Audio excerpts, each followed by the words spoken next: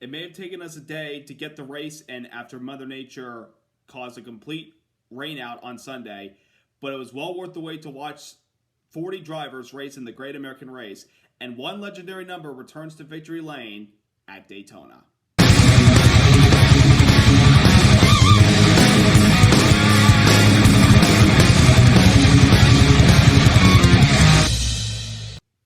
Hey there, race fans. It's Race Day Top 5 with me, Frank 5. The Daytona 500, the Great American Race in the World Center of Racing. We always start off our season with the Super Bowl of stock car racing. And after a day being postponed due to weather, NASCAR was finally able to get the Great American Race in yesterday, and it was a show all race long. And one young man driving a legendary number gets the legendary team to victory lane for the first time in a few years. Let's get into all that went down at yesterday's race. Number 1, Willie B gets it done. William Byron captures his first Daytona 500 victory by winning the 66th running of the Great American Race, beating out his teammate Alex Bowman, Christopher Bell, Corey LaJoie, and Bubba Wallace to win the race. It was a photo finish under the yellow after we had a caution on the last lap due to a race for the win gone wrong for a couple of cars, including Ross Chastain and 2022 winner Austin Hendrick. But William Byron was the one out front when it mattered, and he is now a champion of the Daytona 500. What a way to start off your season if you're William Byron. Coming off a career year last year, winning more races than anybody, 6 total races. Making it to the championship 4, getting that championship experience in the Cup Series and having a chance to compete for the title. Even though he came up a little bit short, he was still proud of the effort that him and Rudy Fugle put together last year. And that fueled the fire for them to come into 2024 and kick off the season and start strong. And they did that by winning the Great American Race. To start off their speed weeks, though, they were running well in their dual race on Thursday, but they were caught up in a wreck in that race. They were able to continue on and slot themselves in the 18th starting spot for the race, but they had to drop to the rear of the field because they decided to go to their backup car. When they dropped the green flag, Byron was just kind of hanging around in the middle of the pack, not really making a lot of big moves, just kind of cruising around in that white number 24 with a little bit of red flames attached to it. I will say I really like that paint scheme a lot. He was just kind of riding around, minding his own business, got some stage points in both stages yesterday. He was one of 4 drivers, the others being Daniel Suarez, Bubba Wallace, and I think Kyle Busch. They were the only 4 drivers that accumulated stage points in both stages yesterday. But Byron was just kind of hanging around up there all race long, and then he fell to the back when we got to the final stage. But then as the intensity began to ramp up late in the race, Byron started working his way back up to the front of the field and was getting a little bit of assistance from behind from his teammates in Bowman and Chase Elliott. Well, one big moment happened down the back straightaway with under 10 laps to go when Byron was getting pushed from behind by his teammate. He got a little bit swirly and turned right into the 6 car, Brian Keselowski sending him around and causing the big one. Byron was able to get through there with not a lot of damage except a little bit of a neck on the left front fender, but he carried on and was up front contending for the win late. And on the last restart of the race, he was battling it out hard with the 1 car of Ross Chastain, but he was able to hold the lead for the final 4 laps of the race despite running side by side and then gaining an advantage down the back straightaway as they were coming to the white flag. Looked like the race was in Byron's hands, but then here comes a big run from behind by a few drivers like Hendrick and Chastain. Byron went up to the top to block Chastain coming to the white, and as he was taking the white flag at the line, Chastain and the 2 car of Hendrick went spinning around behind him, and at the moment the caution lights came on, after he crossed the start-finish line, Byron was ahead of his teammate Alex Bowman, and that was the difference between Byron winning the Great American Race versus possibly finishing second. For a moment, it looked like maybe he lost it after they showed replays on the Fox broadcast, but at the moment of caution lights came on, the NASCAR said that the 24 was ahead. This is William Byron's first Daytona 500 victory, and this is his best finish in the Daytona 500. The last 6 times he's run in the Great American Race, William Byron's best finish is 21st. That was the year he won his only Daytona 500 pole in 2019. Other than that, Byron has been caught up in wrecks, not of his own doing, but also, just not really being there in the end of the race when it mattered the most, and has not been able to compete for the 500 at the very end of the race. This time he was. He kept the nose clean, and he was up there at the end when it mattered most, and he gets Rick Hendrick his 9th win as a Daytona 500 car owner, and is also a nice start to Hendrick Motorsports as they celebrate their 40th season in the sport. With the postponement of yesterday's race to Monday, yesterday was actually the 40-year anniversary, marked to date, of when they began their first race as a Cup team back in 1984 when they entered the team known as All-Star Racing at the time, driven by Jeffrey Bodine. And a couple races into the season, that team was on the verge of shutting down because the funds were tight and Rick Hendrick just couldn't afford to go on. So he let the team know that if we don't do well in Martinsville, we will be done. We will be closing operations. But lo and behold, Jeffrey Bodine goes out and wins that race, and Hendrick Motorsports stays afloat, and they became a dynasty, one of the most successful teams in the sport. Just what a run they've been on with multiple championships, multiple Daytona 500s, Coke 600s, Southern 500s, Brickyard 400s. Rick Hendrick and in his entire organization, they've done it all, and I couldn't be prouder of what they have built in the sport. And it's a big win for the 24 team with William Byron. He's only the second driver in the 24 car to win the Daytona 500. The other, of course, being Jeff Gordon, who is now the vice chairman at Hendrick Motorsports. And this is the first 500 win for the 24 since Gordon last did it back in 2005. One of the most underrated 500s that nobody talks about to this day still. It's a great race. Go look on it on YouTube. It's a great one. But William Byron bringing the 24 back to victory lane for the Daytona 500 is pretty spectacular. And also, Daytona National Speedway is where Byron got his first Cup win back in 2020 when he had to make the playoffs to get in. He went out and won the race. It was during the pandemic year. He got his first career win, and that put him into the playoffs for the second year in a row and his third year in the Cup Series. But a big start to William Byron's season, and with this win, they are not only Daytona 500 champs, but William Byron is in the playoffs. And I guarantee you, folks, he will be a championship threat this season. So congrats to William Byron and the 24 team on winning the Daytona 500. Number 2, Bowman falls short. What an effort by Alex Bowman, racing up at the front late in the race to try to win the Great American Race, something that he's been trying to do since he came into the sport. The last couple of years, he's been on the front row for the Daytona 500, but hadn't really been in the mix at the very end. Well, last year he actually finished in the top 5, finishing 4th, so you can kind of count that as being in contention. This year, they didn't sit on the front row because they probably wanted to focus more on trying to win the race with a better handling car in the draft. And it certainly seemed that way yesterday for Alex Bowman, just like Byron and his teammates, riding around, just kind of cruising in the pack, not really making a lot of heisty moves until the very end of the race when it was time to go. Of course, he got into the back of Byron a little bit on the backstretch with under 10 to go and set up the big one. But Bowman was able to get through that wreck without any dents on his race car and was in the mix at the very end. And when the wreck happened as they took the white flag, Bowman made a split move to the outside as Byron came to cover the bottom, but the 48 car was briefly in front from what the Fox broadcast showed when the lights came on, but the aerial shot, this shot right here, shows you right there that William Byron was ahead of the 48 car. So Bowman falls short in his quest to try to win the Daytona 500, but he was still very proud of the effort that his 48 team put together. He's happy for the whole organization, Hendrick Motorsports, winning the Daytona 500. It's a whole team effort, not just like the certain race team before, but the whole organization. To see them succeed and win the Daytona 500 with at least one of your cars is a pretty big accomplishment. And it's a nice start for Alex Bowman's 2024 season, because remember last year, he started out the year all right.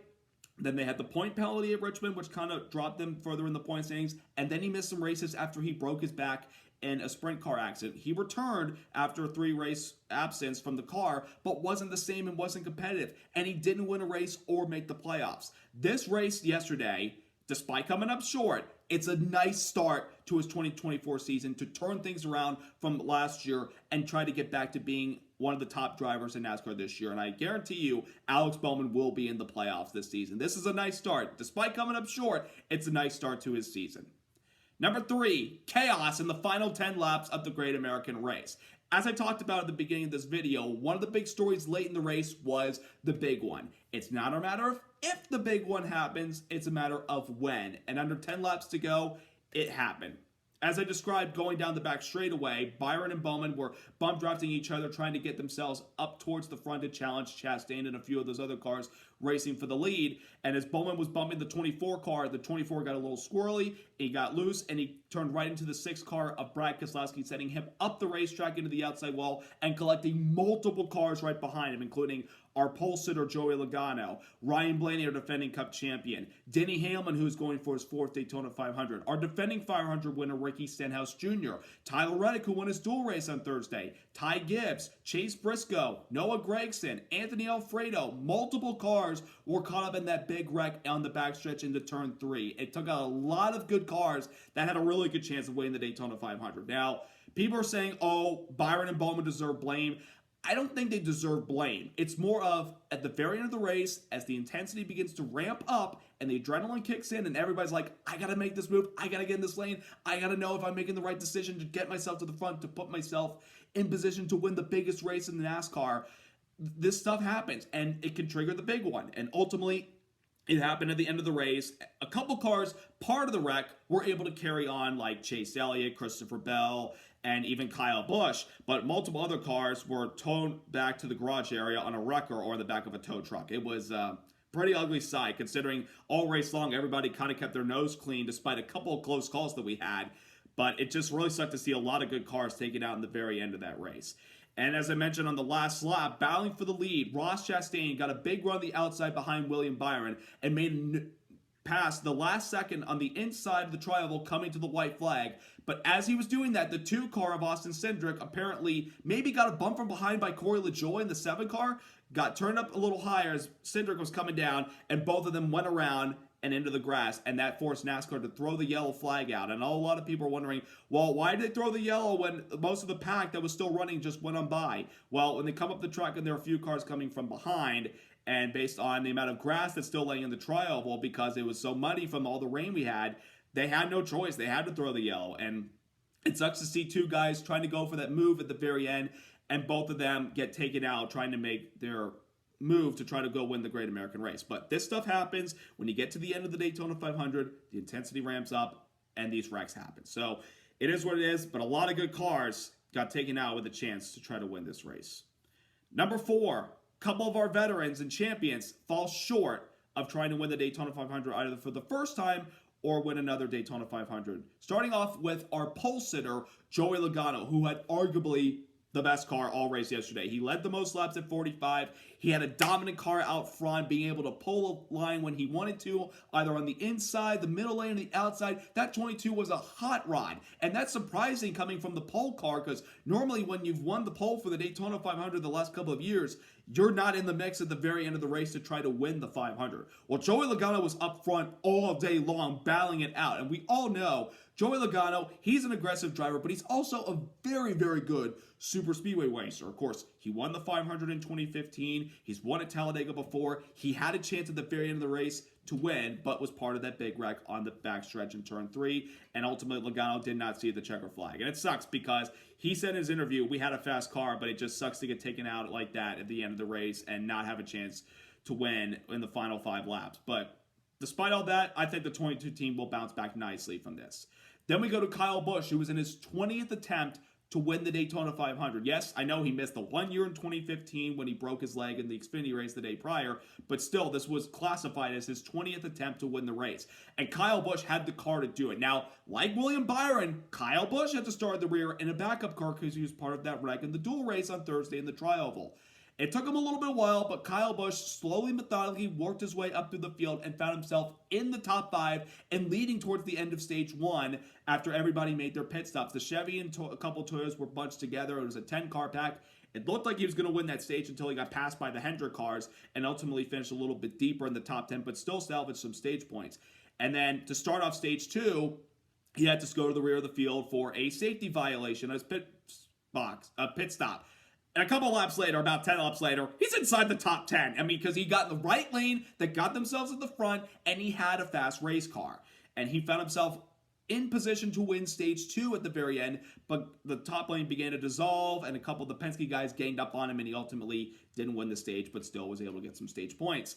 Then to start the final stage, they're leaving pit road after changing tires, but the left front wheel wasn't properly tightened to the left side. Thankfully, the wheel was able to stay on the 8 car. He was able to limp it back. They were able to change the tire, and therefore the wheel did not leave the car, which saves his left front and his left front tire changer and his left front tire carrier a break by not giving them a 2-race suspension. If this wheel had come off, it would have been suspended for next week in Atlanta and the following weekend at Las Vegas. But they were able to get the tire on. But Richard Childress was telling the team on the radio, guys, you need to get your heads out of your rear ends. You can't make these mistakes, especially when we come to that last pit stop. Kyle had to go to the rear. Guess what? He found himself in the top 5 about 10 to 15 laps later. I mean, he could go from the back to the front with all those things he dealt with all race long yesterday, and he was still in the mix. When that final pit stop happened, though, he kind of fell behind the leaders and was stuck in the middle of the pack. But thankfully, he was able to get through the big one despite minimal contact and still have a chance to win the race. But the final 5 laps, his lane that he was in just couldn't generate any momentum at all, and he had to settle back and finish in the 12th spot. It's a nice start to the season for Kyle Busch with a top 15, but still, that Daytona 500 eludes him. Then we go to our defending Cup champion, Ryan Blaney. I picked Blaney in my pre-race picks to win the 500 because I'm like, we haven't had a guy win the championship and then start out the season winning the Daytona 500 since Dale Jarrett did it when he won his 1999 championship and opened up the 2000 season winning the Daytona 500 that year. I thought that Ryan Blaney was going to be in the mix and have a chance to win yesterday, and he had a good race car. Now, like Byron and Busch, Blaney was caught up in that wreck in the Tri-Oval and Duel 2. He had to start at the back of the field, but he found himself moving his way up through the field. Very good race car. Kind of really showed his effort in the beginning of Stage 2 when he got up there, challenged for the lead, and then at the end of Stage 2, he put himself in position with a textbook move off of Turn 4, shuffling his teammate Austin Cindric from the bottom lane, moved him up, and Blaney was able to make the pass and get that Stage 2 win. And he had a good race car, and it looked like he was going to be part of the mix. But like his teammate Logano, he was caught up in the big one on the backstretch into Turn 3 and ultimately knocked him out of the race. It sucks, but I do think that Ryan Blaney will do a great job representing our sport as our champion this year. It's just a minor setback, and hopefully they're going to bounce back big next weekend in Atlanta. Then we go to Chase Elliott, the sport's most popular driver, starting off the season looking to get off on a right note, on the right foot, after a terrible 2023 season where he missed races due to a broken leg in a snowboarding incident and getting suspended for Gateway after his retaliation against Denny Hamlin in the Coke 600. Elliott started out the day in the 5th spot, running up with the leaders most of the day, having one of the better Chevrolets, and led some laps towards the end of Stage 1, and ultimately took the lead, and Stage 1 went away from Kyle Busch in the final lap of that stage, and getting an extra bonus point to go along with the 10 that he accumulated for stage points, as well as the 9 stage points he accumulated from his dual finish on Thursday, finishing second behind Tyler Reddick. Elliott, like his teammates, just kind of hung in there a lot of the race yesterday. Was up at the front early on, got kicked to the back, kind of rolled around for a little bit, and then at the very end of the race, he was able to barely squeeze through that big one. I don't know how he did, but he got through there with only minor contact and still having a chance to win the race. He made a little bit of a mistake with 2 to go, getting shuffled to the outside and trying to make a block, try to hold his lane. He made a mistake and he got kicked to the outside and ultimately had to settle for a 14th place finish. But considering how he started last year, it's not a bad finish for him. And all the points he accumulated from the duels in the 500, it's a nice start for them as they head off to his home track next weekend. So a couple of our veterans had fast cars all day long. Unfortunately, luck was on their side at the very end of the race to try to win the Daytona 500. At number 5, the atmosphere on the action of the Daytona 500 yesterday. Unbelievable. I mean, all the people that stuck around for the race. I mean, you look at this image of the grandstand as they're taking the green flag.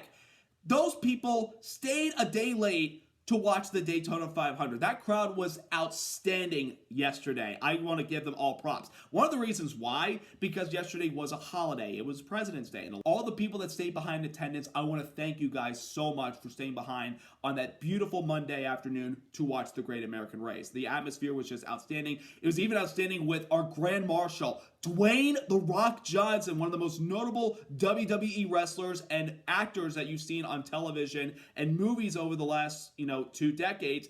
He was amazing with his delivery of giving the command to start engines for the Daytona 500. With the military right behind him, I want to thank The Rock so much for being at the Great American Race. He said, I am not leaving Daytona until I give this command. I mean, he stuck around through the rain on Sunday to stay behind on Monday and give the command to kick off the Great American Race and get our season going. So, Rock, I want to thank you so much for being there and giving the command yesterday. NASCAR owes you a debt of gratitude for that.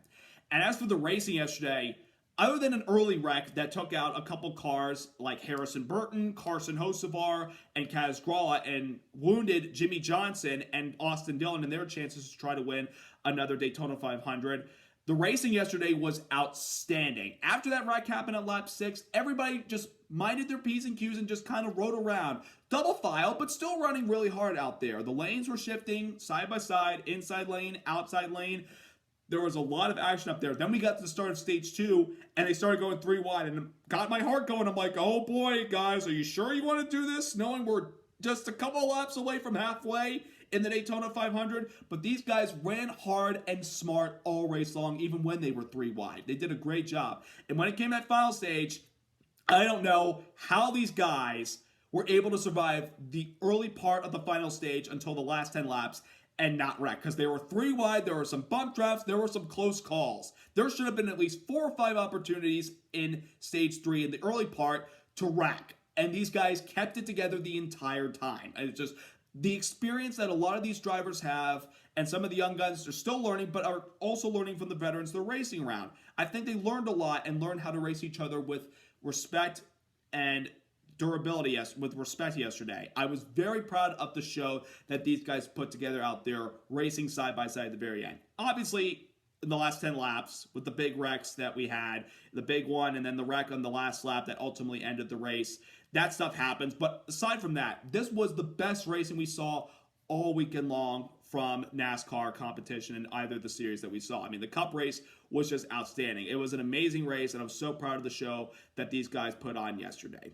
Another special moment that I liked that I saw on social media was Doug Rice, who announced that this year will be his final year broadcasting for the Performance Racing Network, came to Daytona, and for a brief moment, he joined the Motor Racing Network crew, which calls the Daytona 500, and he joined the broadcast for a few moments to call the Daytona 500 and what would be his only call that he would show, because the 500 is not covered by PRN. But it was nice of Alex Hayden, Jeff Striegel, and Rusty Wallace, the 1989 champ, to have Doug Rice in the booth for a little bit and call some of the action of the Daytona 500. So we want to also wish Doug the best in his final season with the Performance Racing Network. I've enjoyed listening to them on the radio the last couple years when I've been at the racetrack or just listening while driving. I mean, he's just a great voice. And Doug, we wish you the best in your final year with PRN, and we're looking forward to hearing you tell stories and narrating these races this season. So it was really fun to see him at the 500 yesterday. And as we celebrated the Daytona 500, we also remember, of course, on Sunday, it was the 23rd anniversary since the death of Dale Earnhardt, that dark day where we lost him in that last lap crash in turn 4 of the Daytona 500. Gone 23 years, but never forgotten. The Intimidator still lives with us in our hearts and through the sport as the greatest race car driver that our sport has ever had. 7 championships. After 20 years of trying, he finally got that Daytona 500 win in 1998. Dale, we love and appreciate everything you've done for our sport every single day. We miss you. We love you, buddy. This race, we also wanted to honor the legacy of 2 men that we lost in the offseason. The great Ken Squire, one of the most notable broadcasters in NASCAR, and 4-time Daytona 500 winner and 3-time NASCAR champion and a NASCAR Hall of Famer, Cale Yarborough. I want to start with Squire and say that he was, without a doubt, one of the best broadcasters that the sport has ever had. He co-founded the Motor Racing Network with the late Barney Hall, and he was part of the first televised broadcast of the Daytona 500 in 1979 and called that thrilling finish with Donnie Allison and Cale Yarborough tangling on the last lap, Richard Petty winning his 6 500, Donnie and Cale and Bobby Allison having their fight in the infield, which pretty much raised the eyebrows of many fans, of many people up in the north that were snowed in due to that blizzard. They got to watch the race on television and they're like, this is interesting. I might want to tune into this stuff. I mean, Ken Squire was a big part of that race. And one of my favorite Squire quotes of all time. It perfectly describes all the drivers today. These are common men doing uncommon things. That quote lives through my head every single day. Squire, we love you. We can't thank you for what you've done for the sport as a broadcaster and telling stories, and your Squireisms are the best. We're going to miss you. Rest easy, my friend. And then we have Cale Yarborough, who was also part of that 500 finish in 1979. But aside from that, he was one of the most successful drivers NASCAR's ever had, winning 3 championships back-to-back years. 3 years in a row, he was the champion of NASCAR. That feat was not accomplished until followed up until Jimmy Johnson did it in 2006 when he went on a 5-year stretch of winning championships. Up until then, Cale Yarborough was the only guy to win multiple championships back-to-back years. And he was a successful driver, of course, a 4-time winner of the Daytona 500. We love Cale Yarbrough and everything he did for the sport as a race car driver, and we're truly going to miss him. So, Cale, Ken, thank you both for what you've done for NASCAR. Rest in peace. And a quick shout out, I want to quickly congratulate Austin Hill, who won the season opening Xfinity race, the United Rentals 300, that concluded after the Daytona 500. It was supposed to have been run at 11 o'clock yesterday, but because we still had some of the showers moving past the speedway, and we had to kind of get the track ready to go for the 500, dry the track, and get everything ready for the pre-race festivities, we moved the Xfinity race back to 9 o'clock. And a good crowd tuned in for that race and saw some great action. Yes, there were some wrecks because of some inexperienced drivers and guys just wanting to get the season going. The adrenaline was through their blood after having to watch the 500 being run and having to wait 2.5 days for their race to start. But we did have some great racing last night, and it's Austin Hill who three-peats 3 years in a row. He wins the season opening Xfinity race at Daytona. I mean, this guy's unstoppable when it comes to Daytona and super speedway racing. He'll definitely be a threat for the Xfinity Series this year, so congrats to Austin Hill and the 21 team at Richard Childress Racing.